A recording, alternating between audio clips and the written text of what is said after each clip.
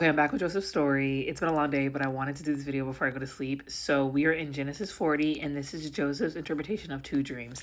This is one of my favorites from the story. I actually really like this, and we're gonna dissect it. Let's get into it. So Joseph is still in prison in this chapter. Remember that he got a bunch of responsibilities in the prison because he had favor on him, and the Lord allowed the prison guard to really like Joseph, so he was ahead of a lot of people. Remember, Joseph is in Egypt, and Pharaoh, the head of Egypt, gets mad at his chief cupbearer and his baker and sends them to prison. It doesn't say what they did, but he sends them straight to jail. The captain of the guard assigns Joseph to look after him, and one night, both of the men have dreams and they don't know how to interpret them. Joseph sees they're upset the next morning and is like, "Y'all good? Like, what's up?" And they're like, "We had dreams, we don't know how to interpret them, and we need help." Joseph's like, "Interpreting dreams is God's business. Like, I got you. Like, what y'all got? Like, fire it off."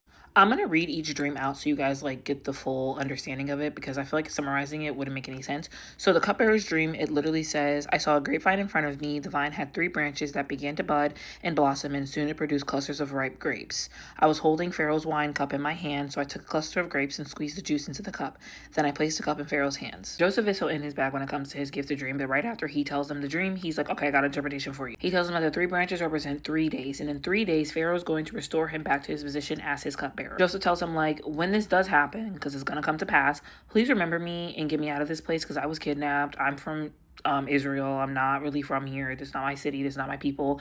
And when you do get restored, like, remember me. Like, don't forget me. Tell Pharaoh about me so I can get out of this prison." Joseph's like, "I did nothing to deserve this. Like, please remember me. I just helped you. Like, do me a favor. Do me a bit." Once the chief baker saw that Joseph could interpret the dream, he now gives his dream. And this is how his dream goes.